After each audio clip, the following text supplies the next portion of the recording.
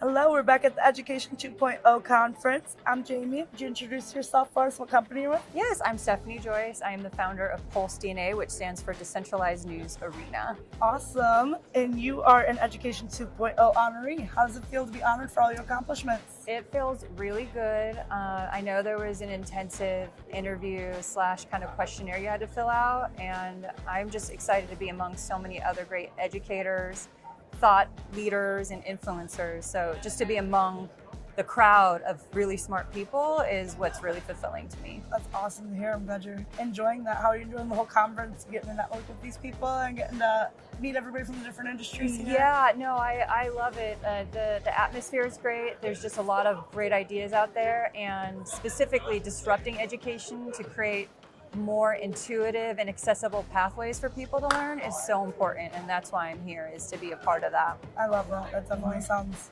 like a good thing you're doing for everybody involved, obviously, who wants to get Trying educated. to. Yes. All you have to do is try. Of course.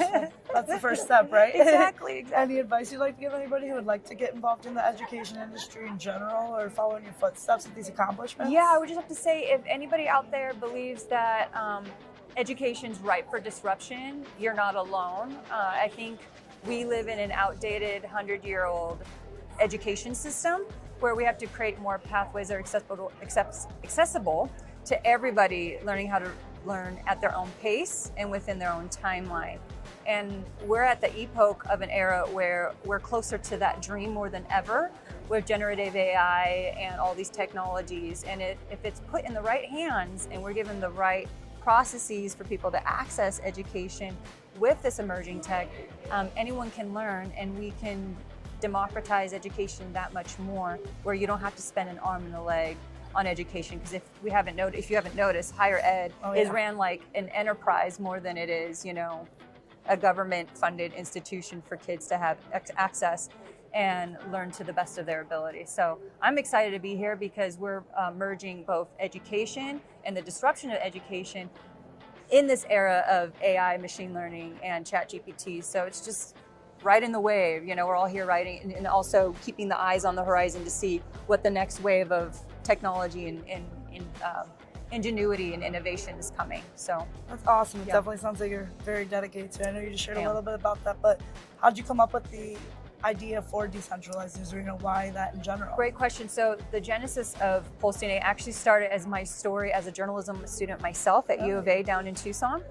9/11 happened, which was the first big, I think, national disruption we had. And the next one obviously was the pandemic, so 20 years apart. But when 9/11 happened, I was in Air Force ROTC, which stands for Reserve Officer Training Corps. I wanted to be a pilot in the Air Force. But I also was a journalism student, and I was producing these stories on different border war debates between Doctors for Mean Borders and the Minutemen. And of course, they had these polarizing viewpoints. One was for hey, let's help these immigrants coming over the border, where the other side was like, well, let's make sure they are being documented, because we have almost a saturation of people coming over the border. And then I asked the question, what's happening on Mexico's border? How are they treating the people? Let's think deeper about this. But what was more important than all of that, left, right, I believe in this, I believe in that. This was before the smartphone, if you can remember that.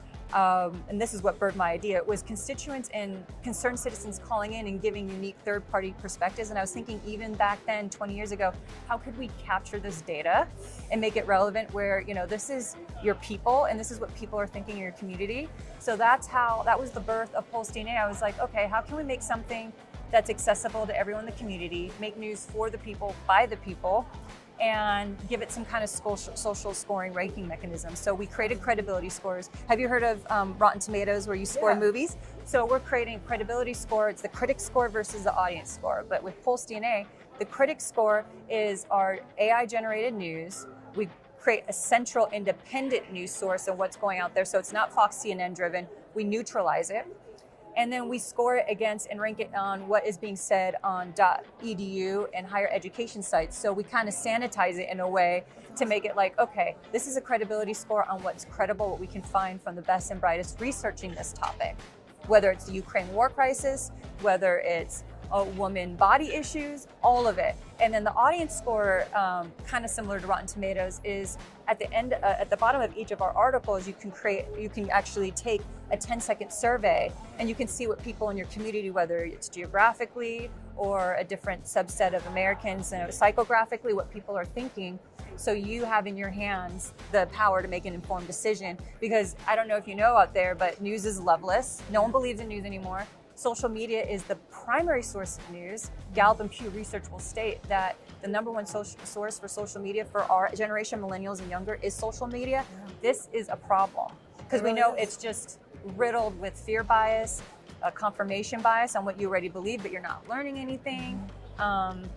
That's a problem, you know? And there's a saying in news, like I said, like if it bleeds, it leads, but also we're living in the era of misinformation. And you can Google and YouTube right now, there's 3 TED Talks on this, on how news is decisively created to be fear biased and not solution based.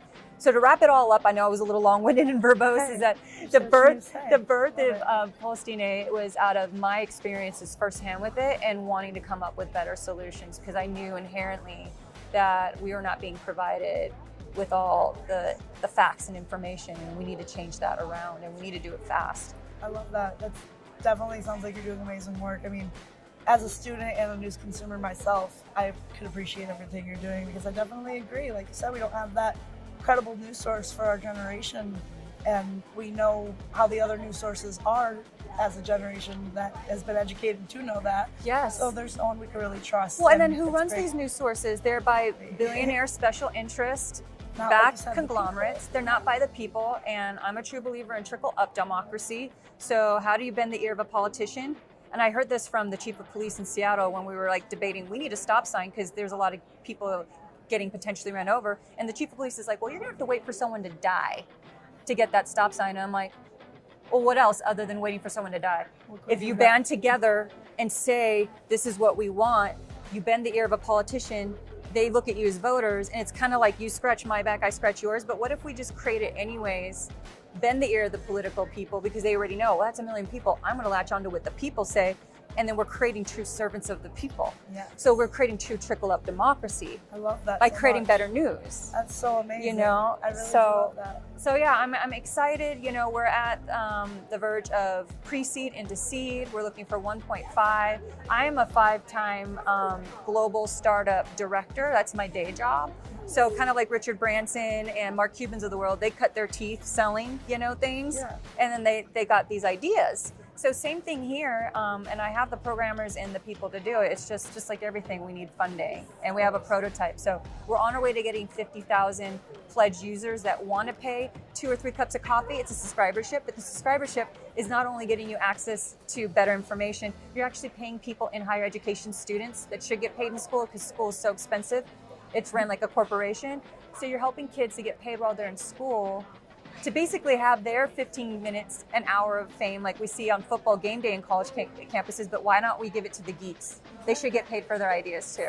So there's that whole higher education component where we'll take it to the students as well, and they'll get paid for their ideas. I love that so much. Definitely full circle there, and I love that it sounds like you're giving so much back, and there's so much more potential with this company. And it's not about me. It's like, I actually hope the way PulseDNA will be successful is that people don't think about Stephanie, they think about, oh my gosh, so-and-so in this university, and they own the hashtag of water sustainability because it's their life, it's their love, it's their passion, they're learning. 4 years in college, they'll probably go on and get a PhD. And we have people like Aaron Brockovich and people in news that already support PulseDNA, and they get to go toe-to-toe with these emerging influencers in water sustainability. Just for example, we're creating a full circle community, and it should be in our universities first, because there's cancel culture happening in communities too, and in colleges where deans and professors of debate clubs and communication departments are getting fired just because students feel so attacked or afraid.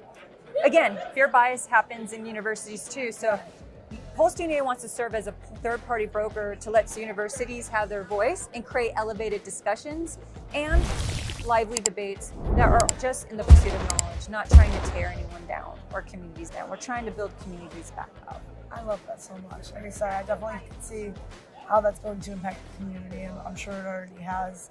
I can't wait to see what you guys do more with that. Thank you. Definitely sounds great. Congratulations again on being an honoree. Thank you so much. So amazing. I'm glad to have you here. Glad you get to it's so great to meet you. Great to meet you too. I hope you have a great rest of your conference. I will. Thank so great. you. Thank you.